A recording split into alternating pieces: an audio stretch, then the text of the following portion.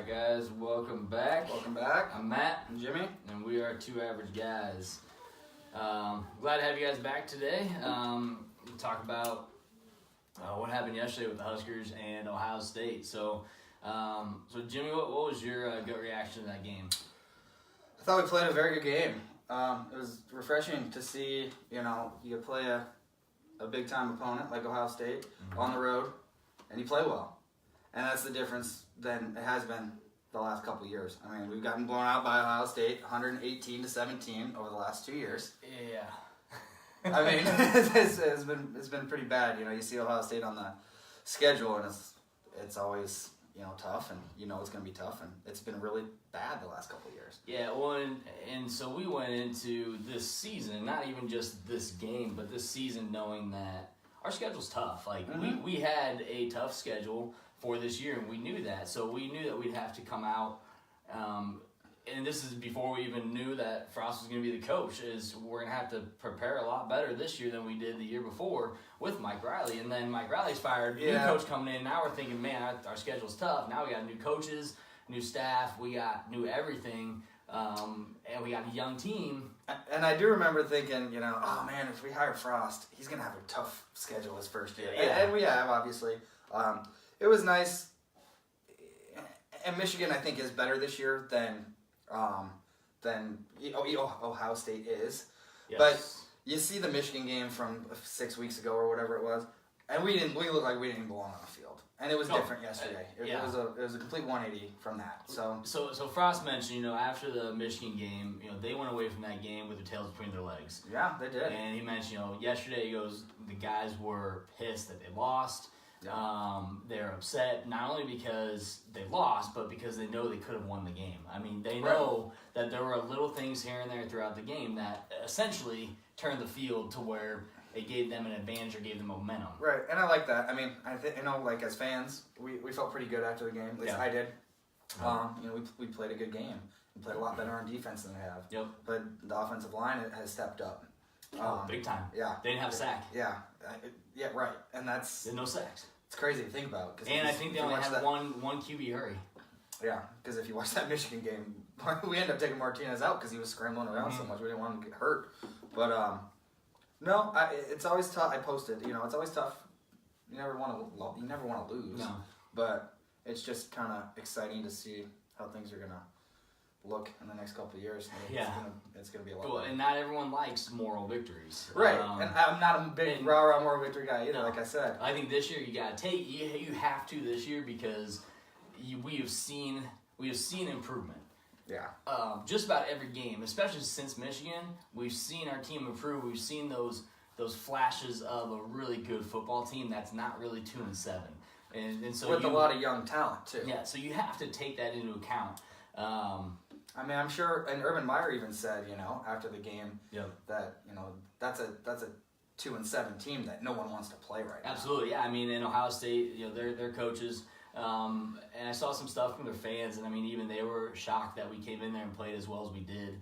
And so, you look at Michigan from last year, they really didn't play as well as they thought they would last year, but they didn't have a Shea Patterson.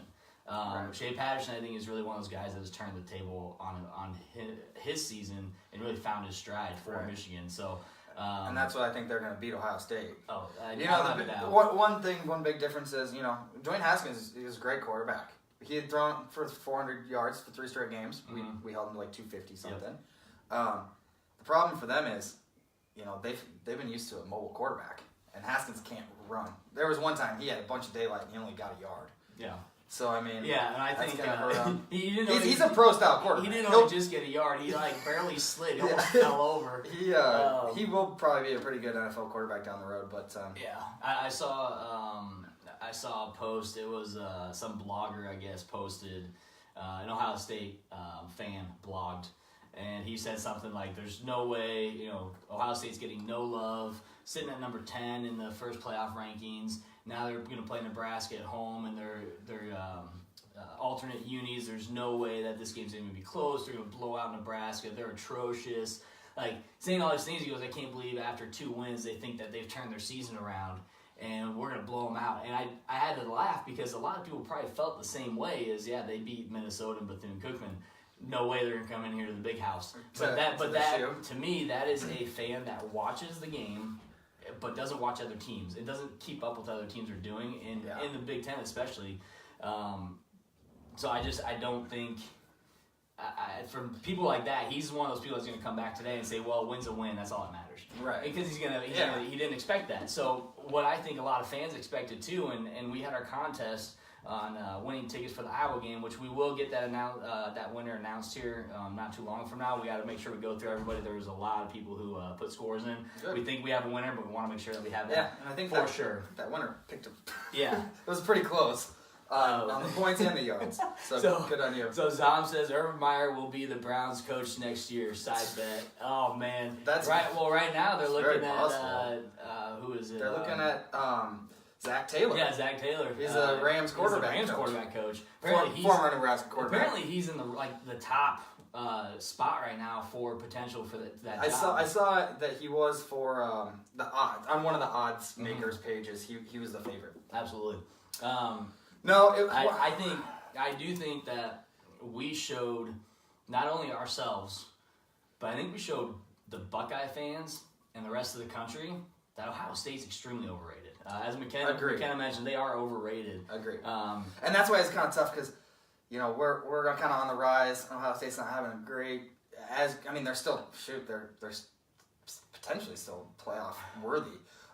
With the record after this Nebraska game, I doubt it. 29-point loss to Purdue, and then almost right. But what I was gonna say was, all I heard all week was Ohio State had a bye week. They're mad. They're all pissed off because they got blown out. Yep. They're gonna come out angry, and I thought they would, and I thought that they, might.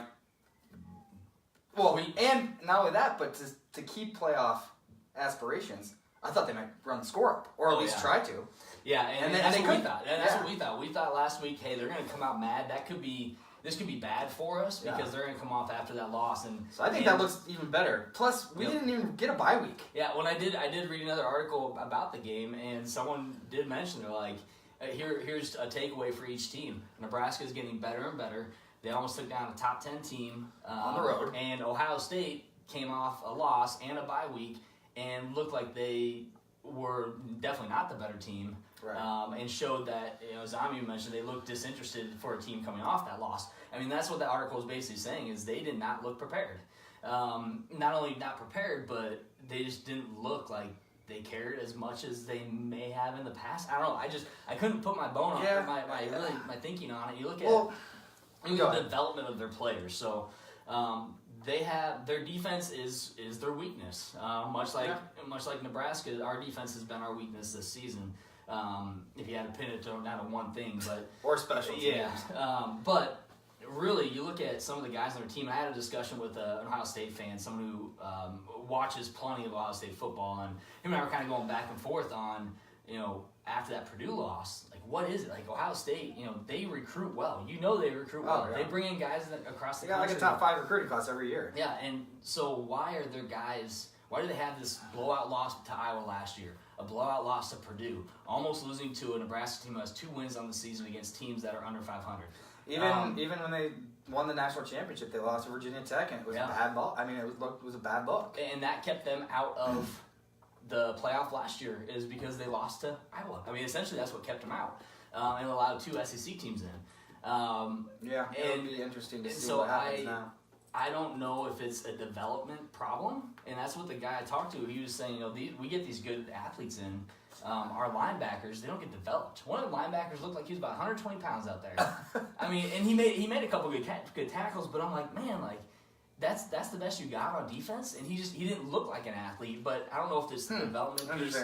But we did expose them yesterday. And I think Michigan's going to be able to watch that film and say, Nebraska should have won that game. Here's where they messed up, where we can't screw up. Here's where they made some mistakes. Adrian Martinez throwing a ball that he shouldn't have thrown. Yeah, that no one has ever thrown. Yeah.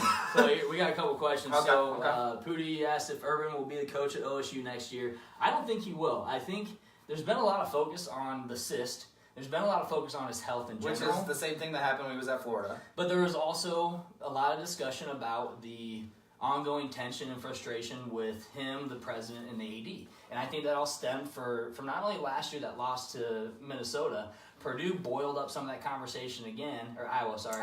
And then Purdue lost, boiled up some conversation again, but I think everything that happened in the offseason that led, all the findings that they had, that the AD and the president, supposedly some things they knew about, some they didn't, prior to the season, putting aside everything that happened with Zach Smith, everything they found elsewhere, I think that just caused a lot of frustration, and now I think they're butting heads. A lot of people say the reports are false, this and that, but it wouldn't surprise me if they're true, because that kind of thing can really bring a lot of attention. And they probably, honestly, could have or should have let him go, instead of just getting the suspension. Yep. I think that they probably wanted to try to keep recruits. Yep. They didn't want to turn things away there. So yeah, I mean, and if he is out, I mean, who's up? Yeah. Next for Ohio State? Yeah. It'll be interesting. Yeah. Nathan asks about Bosa leaving the team. Does that hurt the morale? He's the best player. He leaves the team. Yeah, maybe. That'd be like us losing against Stanley Morgan. That would be like Spielman. Mohamed Berry not being on the defense. Yeah, just saying I'm leaving, or even a Gifford. That's true. So I mean, and we talked about that once before. I wish Gifford wasn't a senior. But we've talked about that more than once about the Ohio State team. Is Nick Bosa leaving? How does that affect the team and the defense? Because their pass rush was hella good when he was in. Even though he didn't play many games, but when he was there, they were getting pressure. He was getting sacks. Right. He was stripping the ball from the quarterback. I mean, he was a force to reckon with. You have not seen that same energy out of their defense. In fact, their defense, it seems like they have gotten worse since he got injured and has not been playing. They had one game where they looked like, it didn't hurt him at all, but then it's like, okay, they're struggling, and I think that is a big part is losing Bosa. That's how Purdue was able to expose them. Yeah, I mean you lose your captain. I mean, I think it's morale. Yeah, it hurts morale. I would think so. Especially kind of the way it happened. He got injured. He possibly could have been able to come back, but maybe not towards the end of the season. Then he decides to quit and not even attend the school anymore. Like he just completely says goodbye to teammates. It makes sense. I get both sides of it, but as a teammate, you got to feel like. Wow. As an athlete, I could never imagine not finishing my season. Yeah, these guys they don't play in the bowl game. I get it. I get it. It's money. It's his future. We can't judge him for that. Just like anyone that transfers, it's just a decision you don't see happen very often. But it's something that I think we could see happen more and more. It's going to happen quite a bit more. I'm surprised that it actually took this long. Yeah. I guess they're making more money now than they have. Exactly. So and maybe Zom mentioned same thing with Meyer at Florida. All of a sudden they weren't a dominant team anymore. He's a 5-6 year type guy, and that very well could be true. And I actually liked Urban Meyer when he was on ESPN. Mm-hmm. As an analyst or whatever, he was actually pretty good. The guy knows the game. There's no doubt. And he liked Nebraska a lot. Whenever he called Nebraska, he has a lot of respect for Nebraska, yeah. And he always has. Even when they were kicking our ass 66-3 or 63-3, he still had a lot of respect for us. Yeah, and I mean, I'm not saying that I necessarily like the guy as a person. I don't know. No, but anyway. And McKenna mentioned, you talk about development of players. That's why Nick Saban stays at Bama too. NFL's come to Saban. Oh yeah. They want him back in the NFL. He's like, no, he's developing young kids to be great football players. Now, does he always have stand-up kids as far as who they are as people? Does he always discipline them the way that they probably should? Maybe not, but he develops players, and that's why they're so good. So let's see. Oh yeah, so talking about why do players withdraw from school in general for NFL prep or to avoid injury. It could be a mixture of both. I would say both. I don't think we've seen enough of it yet for the high-profile players to where they quit. I mean, they didn't during the season, but I mean, Christian McCaffrey didn't play in the last bowl game. And I think I understand that. We've seen a lot. If you're not playing, but I have heard conversations where is it going to get to a point where a team makes the college football playoff and you don't play because you don't want to get hurt? I don't want that to happen. I definitely 100% do not want that. Now, I do, and so part of that question is withdrawing from school for a prep. Now, I find that interesting because... I think Nate Gurry did that. I think there was some extracurriculars outside why he did that. That wasn't shared with the general public. Right. But I do think people leaving the team is one thing, but when they just drop out of school for prep, I mean, you can prep for the NFL and still get your degree. Yeah, I don't know why, especially if you're that close. And let me tell you, a lot And of these guys, free education for more than yeah, likely. When a lot of these guys are going to school, they might be getting a general, communications degree, which I'm not trying to knock down a communications degree, but I know my senior year, prior to doing my student teaching, was easy. It was a breeze. Yeah. It was one of those things where I didn't have a lot of papers. It was a lot of class discussion. So I don't know what these guys are going to school for, but if it's a senior season, I think you just stick it out. At least get your degree, because what happens if you do get injured and you have to fall back on something? Yeah. And you don't get that. Maybe you get some guaranteed money, but it's not going to last your entire life. Right. So I don't agree with it, but I think it is a little bit of NFL prep and also to avoid injury. So Austin says proof of the improvements that Nebraska has made this year, to the point OSU not being us. Yeah, I mean, this is, beating up. Them not being up to par this year, a little low. I think the game yesterday showed how much Nebraska has improved. More than anything else, I think the gap. Purdue was able to expose Ohio State for their lack of defense, and also expose that they didn't have much of a run game. Now, we'll get to the run game in a second, because they did run on us for over 200 yards. That was the difference. And that really was a big difference. But I think we were able to also expose that, guess what? Your quarterback is not that great. He missed a lot of wide open receivers. And your defense, we can expose the defense as well. So I think it's a little bit of both. But I don't think, I think Ohio State is definitely overrated. And people think they're better than what they are because of their past. So, and their record. And did you see what Michigan did yesterday? It was 42-0. Yeah. And Penn State, squeaked in a late touchdown. They could do that same thing to Ohio State. Yeah.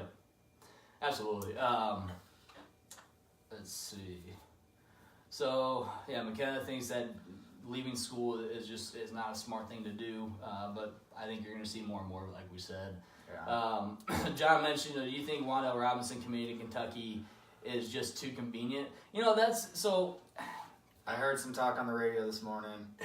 So we'll get to what you heard this morning. So I don't know. A lot of people thought, hey, he was probably paid. It was interesting because there was a conversation that happened about someone said Scott Frost was called, and they said, hey, I'm Wan'Dale's handler. This is what Kentucky's gonna do. What are you gonna do for my guy? And Scott Frost was pissed and essentially just hung up the phone and said, go take it where the sun don't shine. Here's my thing. I saw a lot of crap from fans on social media, and they're getting mad about it, saying, "Oh, he's getting paid," or just trashing him and his decision. And I think we have to be very careful as fans, especially social media, because social media influences are huge right now, especially when you're looking at a fan base. We talked about that last week or the week before. We talked about it once. Couple weeks ago, I think. But he's also from Kentucky. His girlfriend goes to school with him. His girlfriend, is she going to Kentucky? Yeah, I'm guessing she is. She is. So whether or not that played a decision for him, I think we need to be respectful of that, because guess what? Signing day is until December. He could flip. Right. And, I think one of the things was that, he said,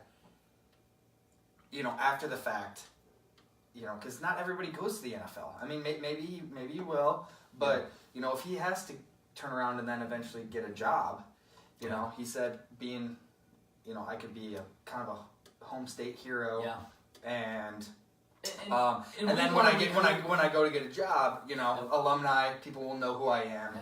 Well, we want to recruit in-state as well. So, right. To me, how dare us shame somebody for picking their home state school? Right. And if there are details outside of that, it will come to light eventually if that really is what happened. It kind of did. Okay. So this is what you heard this morning. Yeah. But yeah, one other thing real quick was, like those Burke kids, they're two of the highest recruits that we have. And, that's like Ohio State shaming them because, Ohio State fans shaming them because they're going to choose to go to Nebraska. Why would you go to Nebraska when they're 0-6 and you commit there? When, whatever. But, I listened to a little bit of Husker Hangover on 1620 with Matt Verzal. Yep. It's very good. I love him. And he had one of the recruiting experts that the guys talked to. And he said... he had a handler. And I don't know, he maybe wasn't he wasn't necessarily sure if there was like money necessarily, because he didn't say that. Like the one post had said like, here's what we're willing to offer, what Kentucky's going to offer, like what do you want to offer? Yeah. But it was something along the lines of, the spot that he's going to want to play is that kind of that J.D. Spielman slot. And he said, so is he going to have to be moved out to, be a more of a wideout or something like that? Like, almost is that going to happen? Like, you got to guarantee that type of thing. So that makes sense. Because he even said, it was quite interesting because basically for the last month, I mean, he's been all in. Yeah. All in. And it flipped overnight. So something went down. It flipped hard overnight. It wasn't soft. It was like a 73-76% Nebraska. And then it went to like 14% Nebraska. It went to 26%, but 44 to whatever. But we did. So it was interesting. We did get a couple. We did get a couple recruits. We will talk a little bit more about the game here, guys. Don't worry. But we did get Bryce Benhart, so we talked about him on our show last week, and within a couple hours, they made an announcement. I know, it was Sunday night. That was awesome. That Bryce committed. So, Bryce, welcome to the Husker family. Dude, you're huge, so very excited to see what you can do. And they're saying that we don't really want to redshirt him. We want him to go in and try to play next year. I think he'll be ready to play. I mean, he's a big dude.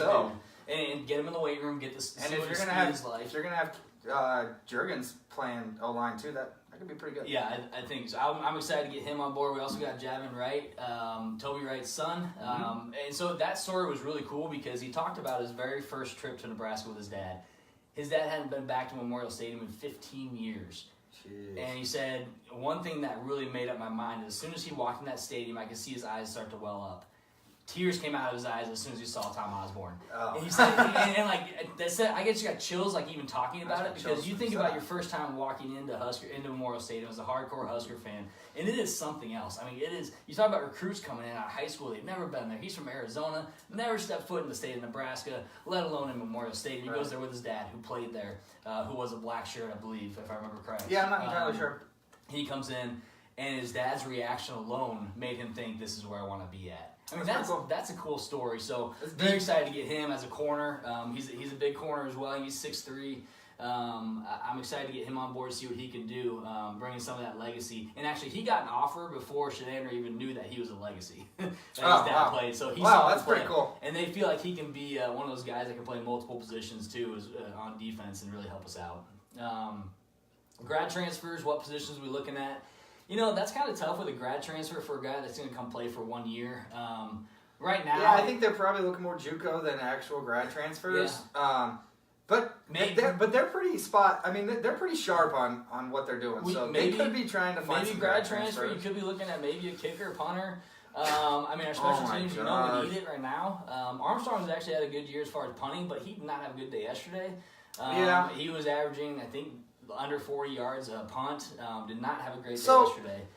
That was clearly an onside attempt, right? Oh yeah. I mean, his foot was going sideways. So I mean, I thought so, but it was brutal. Yes. And everybody's been crucifying him for it. So, but listen, I love the call. I absolutely. Yeah, me too. I loved the onside call because if you watch the replay, if you guys haven't watched it yet, and you watch the replay, don't watch the actual kick. Watch where Ohio State's guys are going.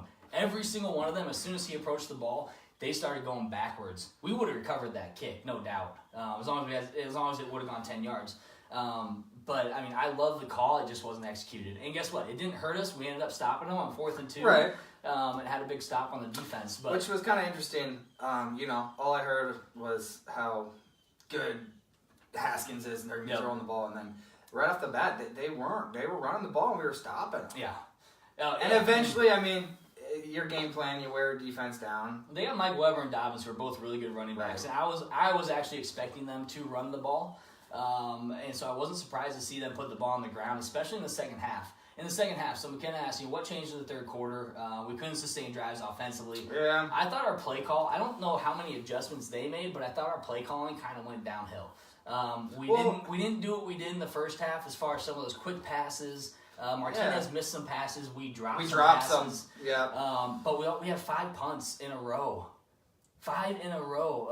Out of 7 drives in the second half, we had 5 punts, and then we had a touchdown and a field goal. So that killed our defense too, because then we really did have a chance. That's how they were a able, solid chance to win. And that's how they were able to hurt us on the ground, is because we had those 5 punts. So we're going 3 and out, maybe get 1 first down and then go out. But our defense wasn't getting the time to take a break. They come in and they ended up running the ball.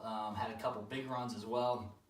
That last one. We gave up 229 yards rushing, which we were. The first half was great. I thought our defense was not the reason why we lost. I really don't. No, I think you can point more towards the offense and find out why did we stall out in that third quarter and have 5 punts in a row. I think we got to be more creative with those plays and kind of do what's working right. Yeah, we game played really well because we looked awesome on the first drive on offense. Yeah, pretty much every game, at least for the last 4 or 5. And then after it's like I don't know. It's like we know exactly all the plays we're going to run on the first drive. Yeah. Great. But then we come out for the next drive and go 3 and out. Or, have a bad looking drive. So yeah, and I need to clean some of that up. I was hoping we'd run the ball more. I thought we could have.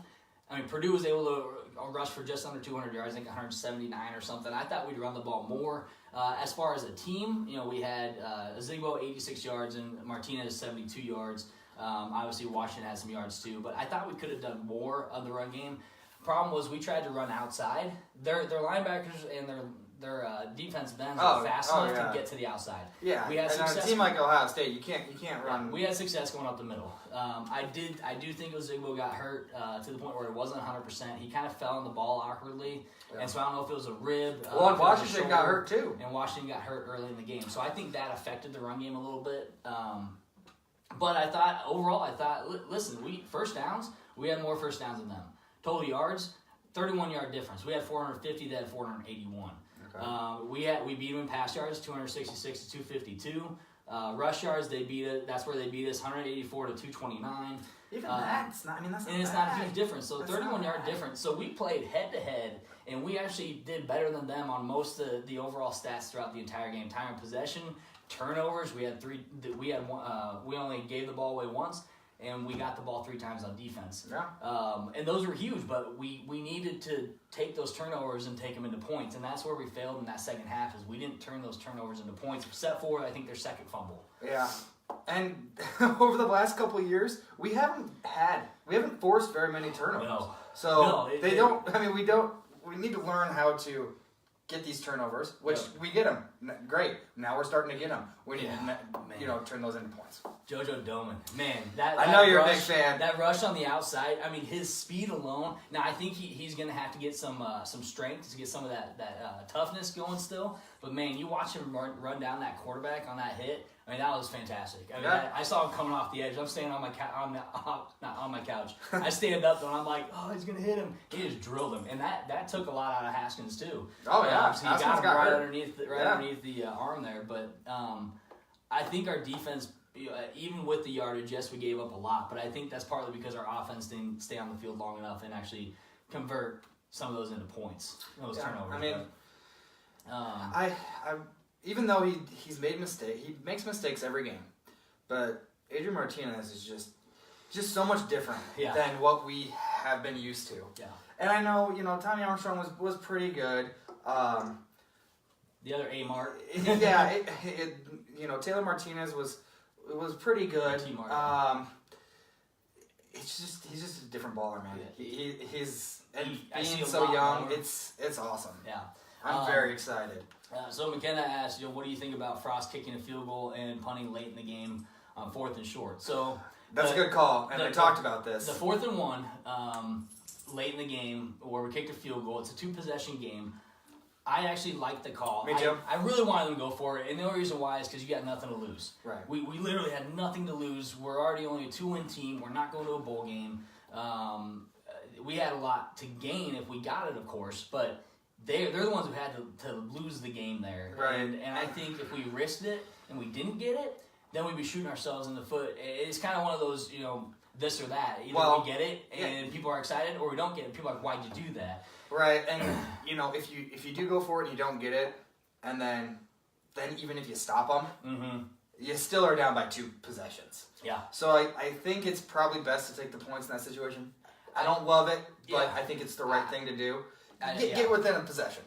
Yeah, I do think it was a good call because you do get and our defense was playing good enough. Right, and that's what I said to you. I said, because she said punting late in the game. The defense has been playing well enough. Yeah. Go out there and get a stop. And that shows the trust that he had in the defense. Exactly, that's what I said. Which I love that. And I think it was a good call. It sucks because it didn't work out for us. They did end up converting on a long run. And that one thing you saw in some of those long runs too is we didn't give up. Our guys are chasing them down and they're making plays. Lamar Jackson, hell of an interception in the end zone. Oh yeah. He had his eyes for on all the Haskins. crap I gave him early in the season. He's really turned things around. But that's the thing. And he even knew that he was not playing well. He gets benched. He thought about quitting. He knew he wasn't playing up to his potential. And then they give him another shot. They put him in for a lead, give him another shot. He turns around and he starts to play like we know he can play. He has a talent. And he comes away with an interception. He was eyeing Haskins the entire time. And you watch the replay and the slow-mo replay, and it's like, wow, like, for one, he shouldn't have thrown it there. It was an easy double coverage throw. But he closed in on that ball really quick and made a really good catch. Yeah, I mean, the guy was open for a second. Yeah. I mean, it was a good interception. He made a really good catch. So, yeah, Martinez is crazy good. Nathan says winter season is strength and conditioning without having to get to know the coaches. Yeah. So look forward to that. That's actually a good point right there. Yeah. Because they're gonna know what they expect. And then you get some of these freshmen. They're gonna come in and they're gonna be able to help them. The leadership on the team is gonna be like, no. This is what you need to do, and this is what we're going to do. This is how you win. Yeah. Because we didn't win a lot of games last year, but we know how to win. This is what we're going to do. Yeah. The resilience of this team is really showed. Plus, the guys that have gone through it once are probably going to be able to build on it. They're going to be able to do more. Yeah. Because they were way out of shape, and so they probably couldn't throw the whole deal at them. Yeah. Because they wouldn't be able to do it. Absolutely. So that's good. Yeah. Nathan, you asked about Dedrick Mills, a replacement for Zigbo. I think there's absolutely no question that he could be a replacement because Washington's not a between the tackles guy. We've seen that. He's a speed guy. He needs to get to the outside. He also needs to stop. He dances a lot. He dances a little too much. But that's fine. But he had some really good runs yesterday. Yeah. And he's still young. He probably needs to put on a little bit of weight. Maybe I think it's his decision. I know we don't want him to be too big. But he needs. Problem is when you get guys that dance too much, they don't hit the holes fast enough and they close. And I think that's what they're going to have to teach him is when you get the ball, size is going to help here because if he gets the ball and say, just run. Yeah. Don't dance. Don't try to spin around somebody unless, open field maybe. But just run. Because if you can run through the tackles or you can run to the outside and in between a wide receiver and a guard pulling, you can run in between them, but you can't do it if you slow down. So I think he's going to learn that, and he's a freshman. He's all true freshman, so he's going to get there. But I think Dedrick Mills is a good guy to put in for Zigbo.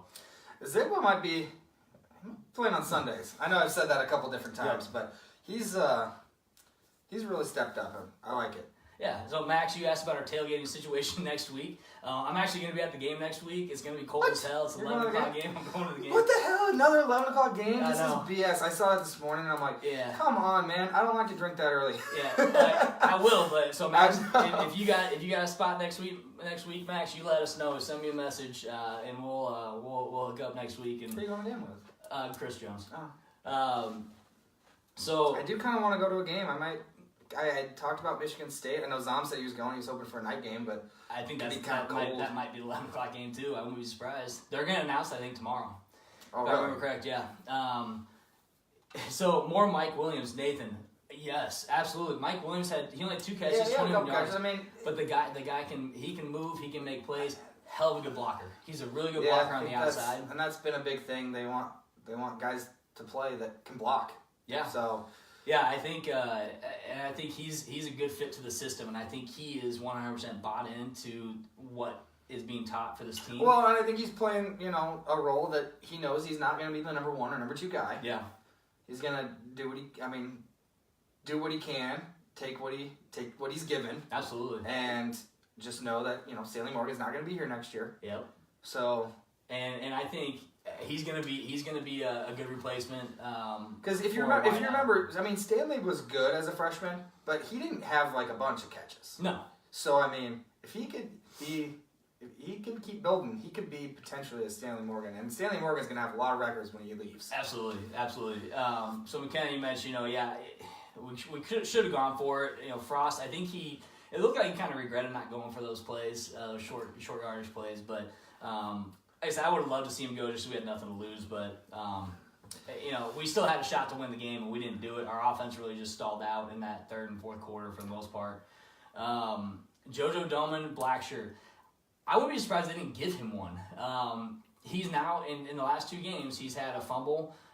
He's caused a fumble, a forced fumble in the last game. Okay, yeah, that's right. And then he had the forced fumble in this game, the strip sack. So I think he's a guy that, you see him out there, and the guy's just fast. He's got speed. He's got determination. He looks like potentially a next like Levante David as far as speed. He's a little faster than Mo Berry, I think. He doesn't have the size. Gosh, Berry is just a beast. He's a beast. But I think that we have a lot of good talent, young talent, that's going to develop over the winter and in the spring. And I'm smiling just talking. It gets me excited because you see all the improvements we made. Martinez was 22 of 33 for 266 yards. Yeah, I mean that's 66%, but it's better at the same time, which is good, like 50, which is pretty good. However, you're probably counting 3, 4, 5 drops. Yeah. In that mix. Oh yeah. So talk about the D line, linebacker blitzing. I think there is effort there. What I would like to see from our defensive line coach is really teaching our guys to build in some different schemes on the defensive line. We're not doing a whole lot of I don't even know the terminology because once again never played football. But it's when like a trap scheme. So where I know what you mean. You have to mix it up to where you think you're blocking this guy, but guess what? I'm going over there and that guy's got to block me instead. And we got to do some of those moves on defense to where we are causing them to trip over themselves or they don't block us. Or move somebody so that you can catch a linebacker through the middle to get a blitz in there or whatever it might be. Well, and I think linebackers, I do think we've been a little slow, like late blitzes, almost delayed, which is still giving them time to throw the ball. We're not getting the quarterback in time. On JoJo Doman's sack, he went right away. He went right away. He came from the outside. Right. I think we try to blitz up the middle too much. Our defensive line, I don't think, is good enough to open up a gap for that linebacker to blitz. Yeah. So I think that our linebackers coming from the outside is going to help if we blitz from the outside. Get Gifford on the outside. Gifford had a forced fumble yesterday too. Get Gifford on the outside. Get Doman on the outside. Get Berry on the outside. Even though he's a middle linebacker, but if you can get him, if you can do some stunts up front and get a linebacker on the outside to blitz, especially if they have a running back in the package, get the linebacker on the opposite side to try to come in. Or, man, take some risks. And right now we're at a point where we can take risks, come from the outside with 2 linebackers, your outside linebacker. We don't have a defensive end that can rush the QB. Yeah, that's one thing we need to focus on too. Yeah, Freedom's been good the last, he's a senior now. He's been good. Yeah. But there's just not enough there. No. But I think we can be that defense that we need to be as far as rushing the QB, but we got to have the guys to do it, and we have to have those schemes like the outside blitzes, not the middle blitz, because the middle blitz, we just don't have the line for that yet.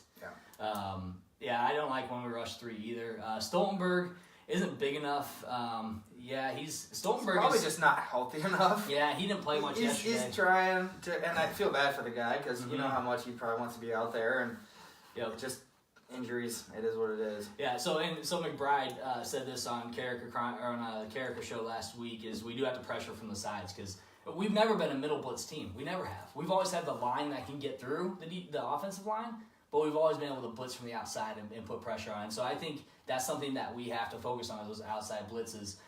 Even our linebackers can't cover the tight ends very well. We've seen that. We're struggling. Dedrick Young is struggling to cover the tight ends. He did have a couple good plays yesterday, especially his one solo tackle was the one that stopped him on 4th and 2. Yeah. But I think we have some of the talent on the outside, even at the corner position, where we can do some corner blitzes, bring a safety up to cover the wide receiver.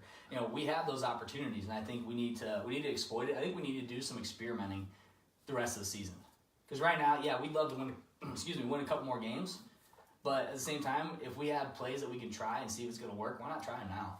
Yeah, and two, I mean, these players get 4 games. Yeah. And still keep their red shirt. Yeah. I mean, I don't know how many players are there, are at the level that we want them to be at to perform. Absolutely. So I don't know that we want to necessarily put them in, maybe against Illinois, depending on how the game's going. Yeah. Which I think that we could take care of business, which I think that we should. Yeah. Michigan State, Iowa's going to be probably a different story. But tougher games, but beatable. Yeah, winnable. I think so too. I mean, for sure. And what do you got? So good question from Nathan. Did Purdue show us how to attack Ohio State, and did they show us how to beat Iowa? Potentially. I think so. I mean, I think that I don't know if they showed us how to beat Ohio State. We didn't win the game. I was hoping we'd do some more deep passes because we can expose their corners. The one deep pass that we did have, hell of a good pass as Martinez was getting hit. Imagine if he wasn't getting hit and how open he probably would have led the receiver, Morgan, for a TD there. But I do think that watching Purdue definitely helped us prepare for that game yesterday. And I do think it's going to help us prepare for Iowa. But that game, that was a hell of a good game by both teams, Purdue and Iowa. At Purdue, I had a feeling Purdue would win that game. I hope that we play a game like that against Iowa. Oh, yeah. I texted Jason Huntington. He said, you guys had a hell of a game. Yeah. Whatever. And I said I hope our game is like that with you guys. I see yesterday's game giving us momentum into our last 3 games of the year because we're mad. Or the team's mad because hey, we should have beat a top 10 team in Ohio State.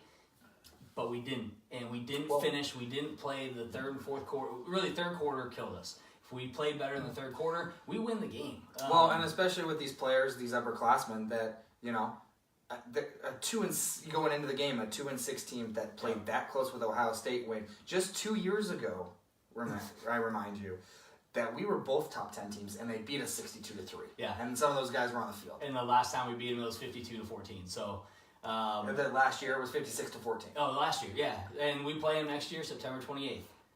We play them that early? Yeah, play them early next year. That's my wedding anniversary, and we play them in Lincoln. I really hope they win. I said it yesterday. I think I told you.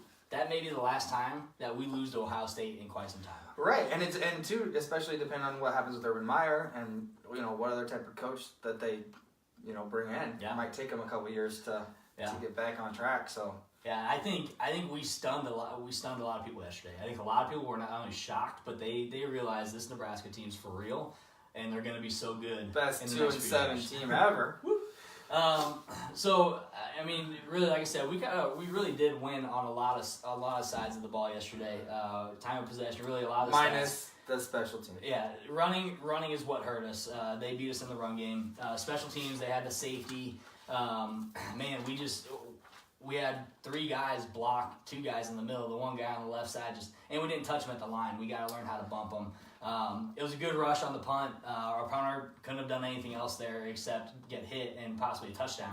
He got hit pretty hard too. I was kind of surprised that he didn't get a little hurt. He's kind of a big kid. Yeah. So I'm glad it went out of the end zone. And once again, that wasn't a decider in the game. I thought the refs were suspect again. Yeah. But it didn't cause the game. It hurt Ohio State a little bit because. I'm sorry. And when I saw it, I said that guy's gone. Yep. That targeting, I said the Ohio State guy's gone. It's a good call, bad rule.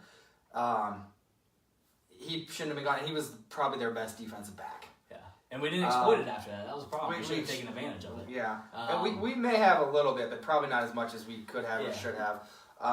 Fortunate that DiCaprio Blue did not get a targeting because they could have because they clipped helmets briefly before he went in. But they also said he was a runner. He was being tackled, and so there were some differences in the 2 hits. But if they would have called targeting, I would have been shocked, and I probably wouldn't have been mad about it because of the way the rule is written. And that had just happened shortly before that with the Ohio State kid. I'm not sure what his name was. I apologize. The two pass interference calls both were terrible. And you don't, as a ref, you don't make up a call just because you had a bad call. You don't make it up. In that game. Because it was going to be 3rd and 20. Because then all I did was make it worse. If you didn't call it to begin with, then it would have just been 3rd and 10. Yeah. But instead, you then give Ohio State a first down, which I think might have even led to a touchdown drive. Yep.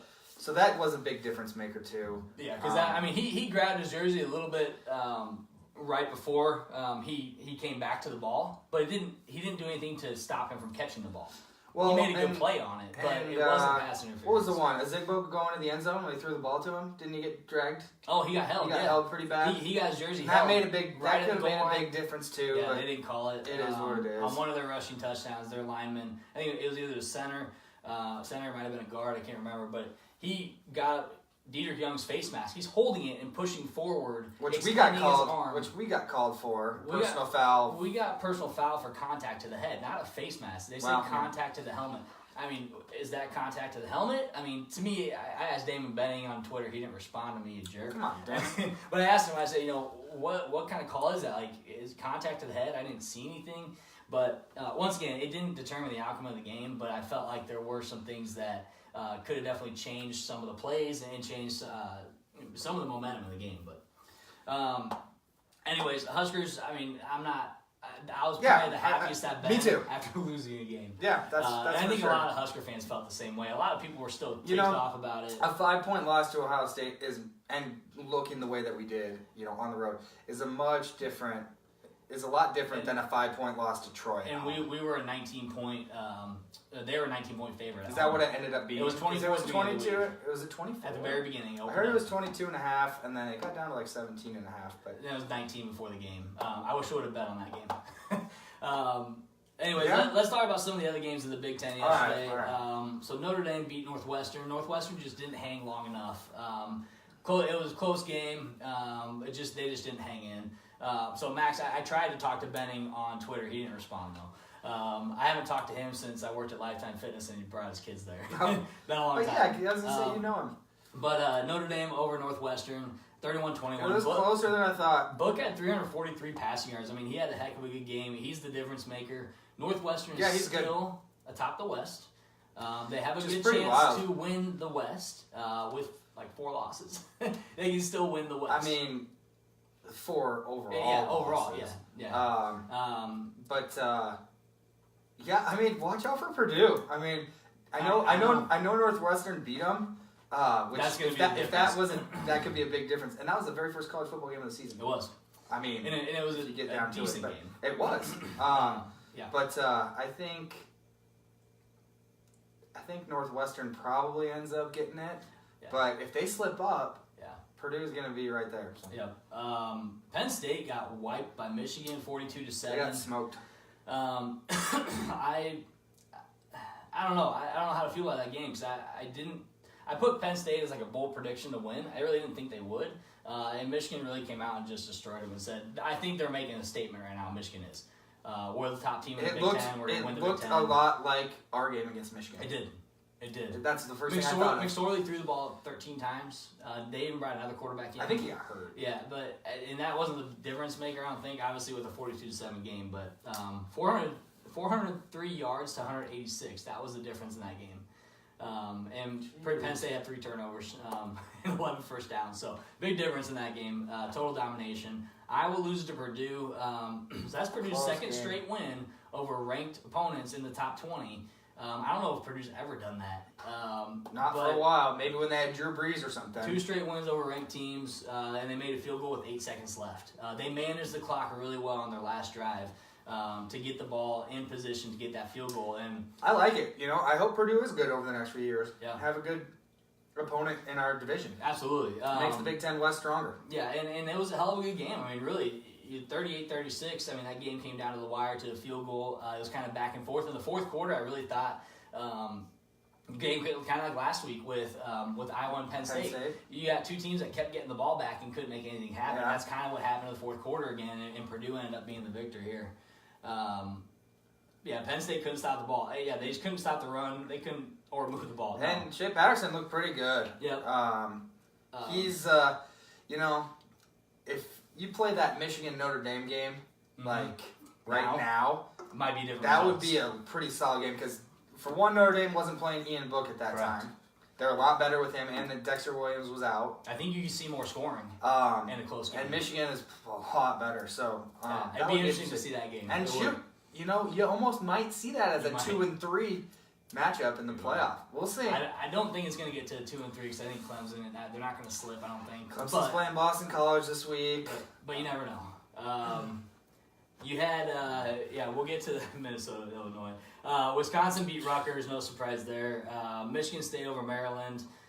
Illinois over Minnesota, 55-31. Yeah, Illinois put up 55 points. You know why? Because A.J. Bush, ex-Husker, had a hell of a good game. And you're going to have to stop him this week. 216 pass yards, 127 rush yards.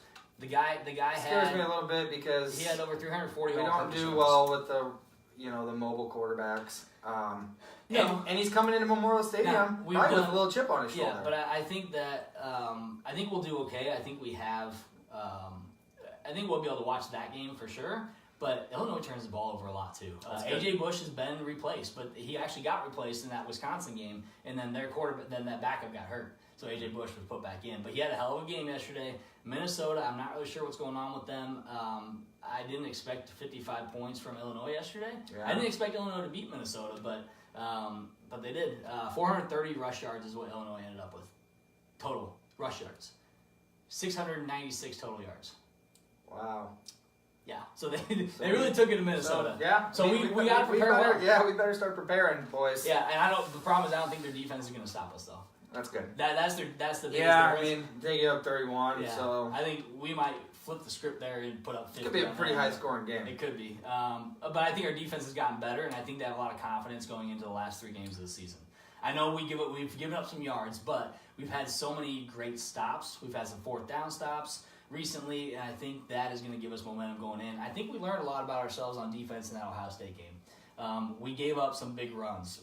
We know that's been a problem over the years. Yeah. We did it against Michigan too, gave up really big runs. We did it against Wisconsin too. So I think that we have to make those adjustments to be better up front and stop those. And they're running up the middle. They're not running to the outside. It's those middle runs. Got to be better. We missed some tackles yesterday too, which was a big difference. So we look at right now. We had a lot of big losses. Alabama, I don't think anyone's going to beat Alabama right now. And I think the playoff could be different. Alabama is going to be favored by 20 points or more in every single game. Yeah. Alabama, can anyone beat them right now? Well, personally, I did not think that LSU was the number 3 team in the country. No. We'll start by saying that. Yep. I think they are better than they have been. Yes. But... Well, that's like Florida being number 11. Florida ain't a number 11 team. And so the only reason that Florida was the number 11 is because they had beaten LSU. Yes. You can't have all these teams in there just because they beat one team that is good or whatever. They still have like A&M and Mississippi State and all these teams so high, and it doesn't make any freaking sense. But Alabama killed LSU. I mean, you get shut out at home. That's bad. Even the other teams Alabama's played this year has scored points. Yeah, they couldn't do anything. I think Alabama's defense stepped up yesterday. And Bama's right. They're no question number 1 team. You can talk. I mean, we've talked about the SEC. I think Tua got a little hurt. We've talked about their schedule, but I think it'll be fine. I don't think it matters. Even if Jalen Hurts comes in, I think they're still fine. I know. Tua is good though. He's a different animal. He really is. And might as well just give him the Heisman now. There's no Haskins. You're not a Heisman quarterback. There's no one else in the country that compares with him right now. Kyler Murray is good. Minshew is good from Washington State. Yeah, I mean, if you're talking stat-wise, which is pretty much what it is. I mean, no one's probably going to hang with Tua, but Kyler Murray's going to put up some pretty decent stats playing in the Big 12. Yeah, so. He's had a good year, but I don't think anyone's going to beat Bama right now. Georgia, I don't think Georgia's strong enough. No. I don't think they're going to be able to do it. I don't. And both those teams clinched SEC title. Yep, so they're going to play each other. So, I don't know. I just don't think Georgia's got it, though. I don't think it's going to happen. Yeah. And I kind of, Bama's going to win. They're going to be number 1 in the country playing in the playoff. I think it's just going to happen. I don't think see anything else happening there. Let's see. I do... what else we got here? So we had a lot of losses yesterday. Once again, we had a lot of top 25 teams lose. Kentucky lost to Georgia. Florida lost to unranked Missouri. They got smoked. Yeah. Utah lost to Arizona State. Did you see the end? Did you see the end of that Texas Virginia? Yeah. So West Virginia, man, that was impressive. That was gutsy. Yeah, and what he even said, they showed a video of him, and you can see his lips. He said, "You guys want to win the game? Let's go win the game." And they did. They went for 2 and 1. Gutsy.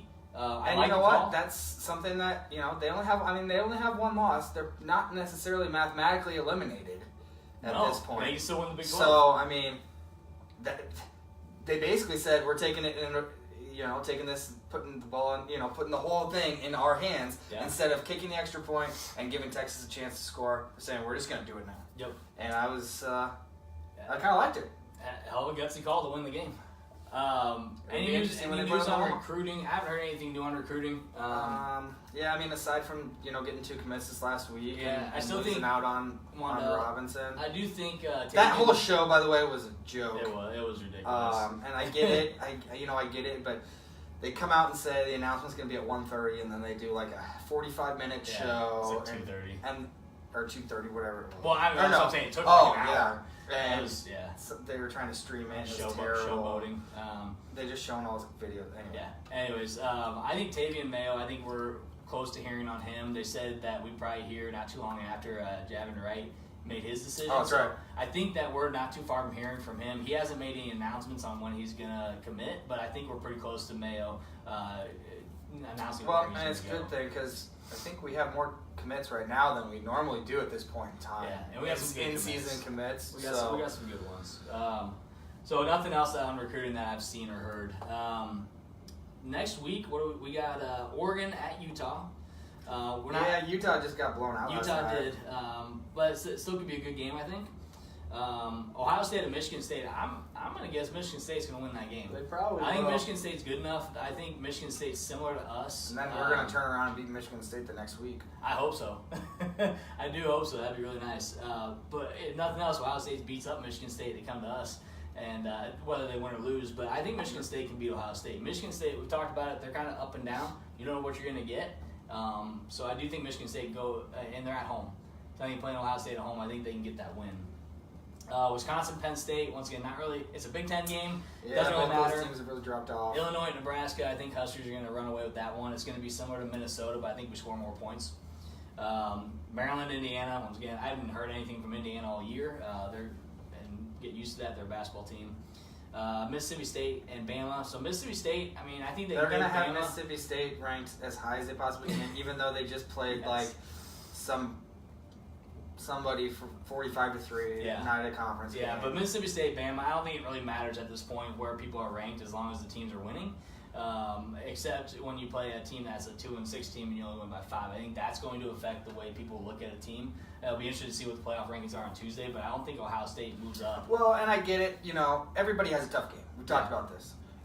Whether you win, whether you're Clemson that barely squeaks by Syracuse, who actually Syracuse is a pretty decent team. Yep.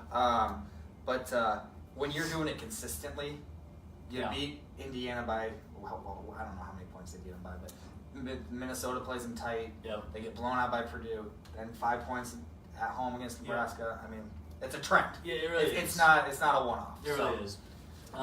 Michigan, Rutgers, that should be a nice. Oh my gosh, that's going to be bad. That's going to be like Clemson beating up on Louisville 77-13 or something. Northwestern plays Iowa. I think that could be a good game. Obviously, that's a big one for Northwestern. They still had to play each other. Big one so for that Northwestern. Could make a difference on this. And Iowa's probably not too far out of that either, especially with how every team's got losses. Yep, and then Purdue plays Minnesota and Clemson, Boston College. Those are really our big games.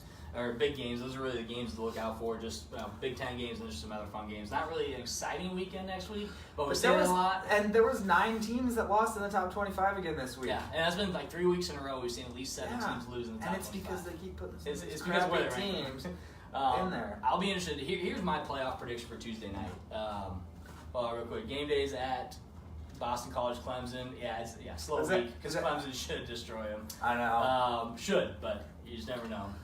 And they might play Pitt in the ACC championship. Yeah, because Virginia lost. And Pitt won.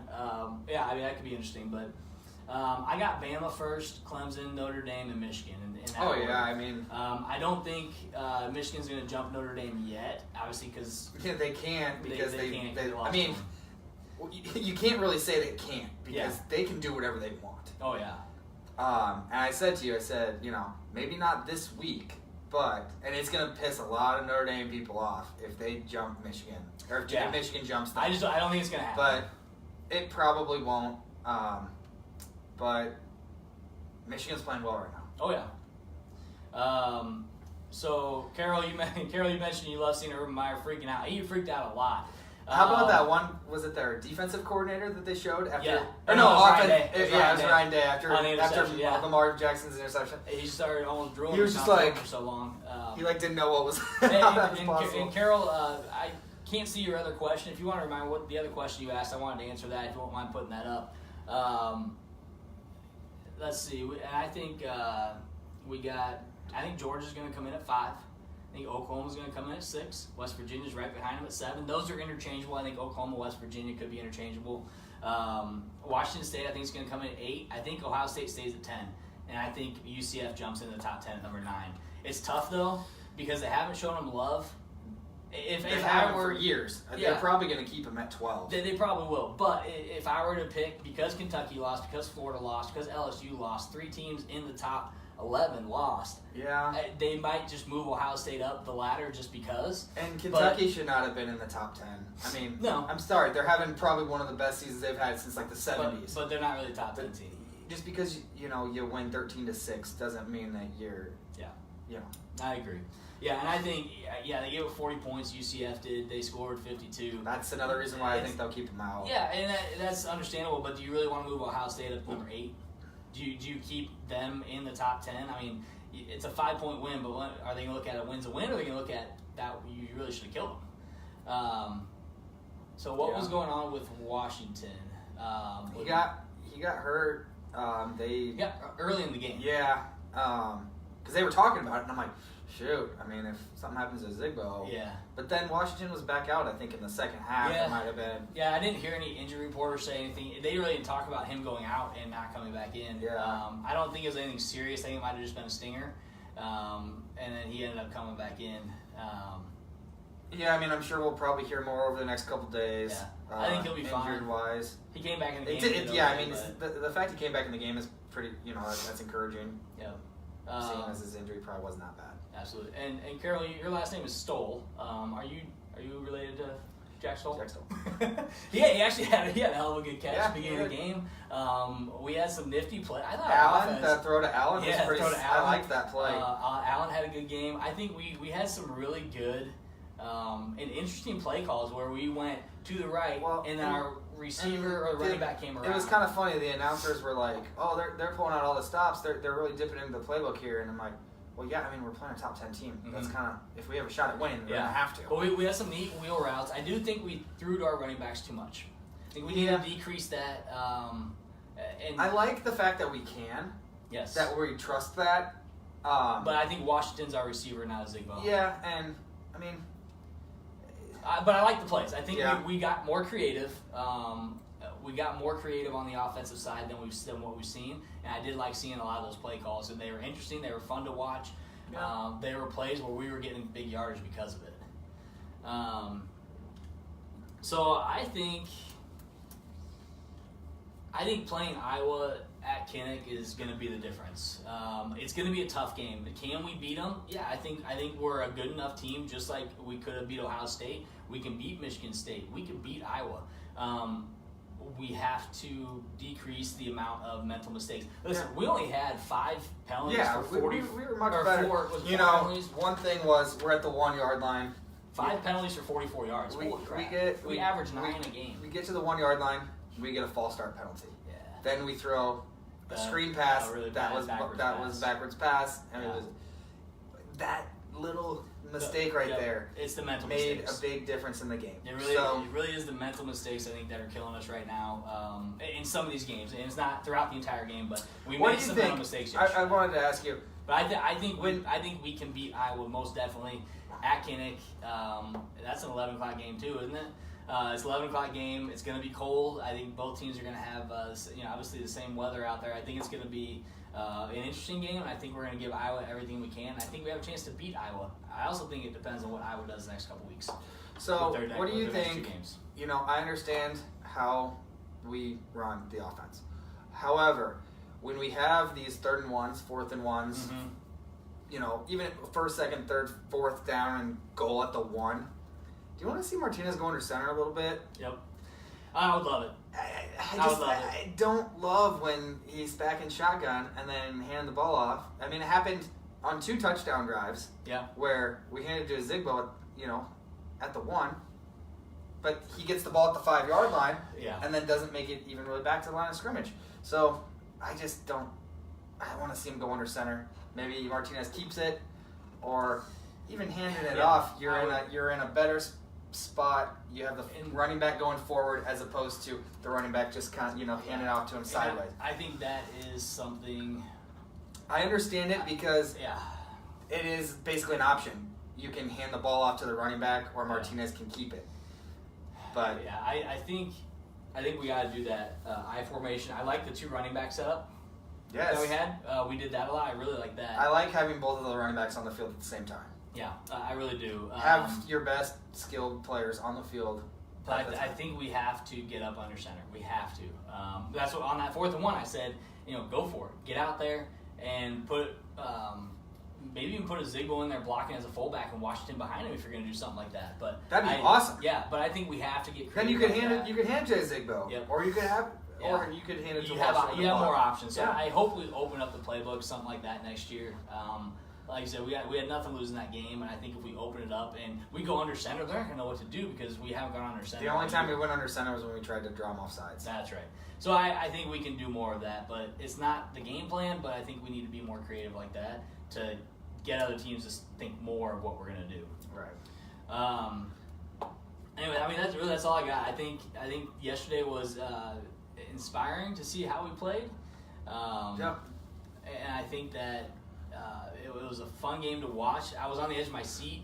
I wasn't as stressed as I normally am in some Husker games because I felt like we were playing well enough to win the game and that we should have won the game. So I think that's probably why my stress level was down during the Husker game. But I feel like it gives us that momentum going into the next 3 games of the season, giving us a shot to take away 2, maybe 3 of those games. Yeah, I mean, I think we need to make a statement this weekend and put up 50-some points on, Illinois. Even if we, they might get in the 20s or 30s, get 50 points, 55 points or something like that, which I think we can do. Yeah.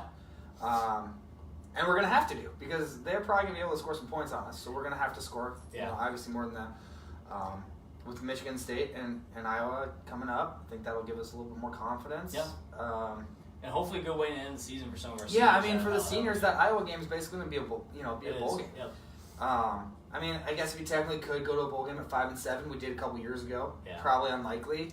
So that Iowa game is going to be like a bowl game. I'm very excited for that. But I think we come out this weekend and take care of biz. Yeah. So I think I would love to see more one-on-one. Like McKenna mentioned, we have 2 really good wide receivers, and we have a Mike Williams, we have a Stoll, we have guys out there that they can make plays, and I don't think we're given the opportunity on those one-on-ones to exploit some of the cornerbacks in the Big Ten because I think we can, but we really haven't done that. We haven't thrown very many deep balls with Martinez. Maybe he's not there yet, which is too bad because Stanley will be gone after this year. Yeah, but I think we have the opportunity to do some more one-on-one. At least try some, like you said. And we maybe we'll do that in the next 3 games. Maybe we'll try to do that. Time of possession was great. We did control the clock. We actually had really good time clock management that game. But I think Illinois keys to the game is going to be just playing a clean game. Yeah. Limit the penalties like we did yesterday. 5 penalties, 44 yards. I mean, that's the best. That's the best we've done. I think we have 4 penalties in the Minnesota game. I think we have 4 penalties. But I think limit the penalties. Take advantage of the one-on-ones. Defensively, they're not stout. They are not a good defensive team. We should be able to run the ball well, manage the clock, get some good pass plays in there. Just get Stanley and JD into space and let them do their thing. And I think we need to do some more of those out passes. We did some really good passes yesterday to the outside. I would love to see some crossing patterns too, especially with guys like Mike Williams and JD Spielman and Morgan get out in the open field and they can run.